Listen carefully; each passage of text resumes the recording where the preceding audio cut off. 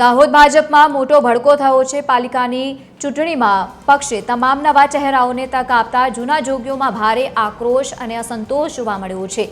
નારાજ થયેલા પૂર્વ કારોબારી અધ્યક્ષ લક્ષ્મણ રાજગોર સહિત 5 પૂર્વ નગરસેવકોએ કેસરીઓ છોડી અને કોંગ્રેસનો પંજો પકડ્યો છે। અહેમદ ચાંદ, માસુમાબેન અને અશ્વતબેન અને કિંજલબેન પરમાર સહિતના પક્ષ પલટાથી સ્થાનિક રાજકારણમાં હવે ખળભળાટ મચી ગયો છે। ભાજપના મનામણામાં નિષ્ફળ રહેતા હવે દાહોદમાં ત્રિપાંખ્યો જંગ જામશે।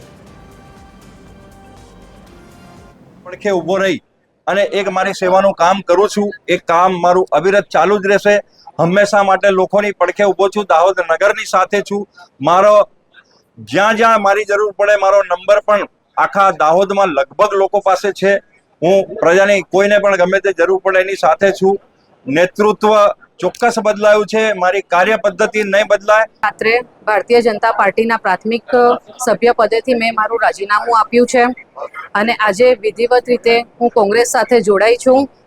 તો હું બધાને રિક્વેસ્ટ કરું છું કે કોંગ્રેસને સપોર્ટ કરજો। છેલ્લા 35 વર્ષથી દાહોદ શહેરની અંદર ભાજપનું શાસન છે, પરંતુ દાહોદ શહેરીજનો પીવાનું પાણી હોય, રખડતા ઢોર હોય, ગટરો હોય, સ્ટ્રીટ લાઇટ હોય, આવી બધી પ્રાથમિક સુવિધાઓથી ખૂબ જ દુઃખી હતા।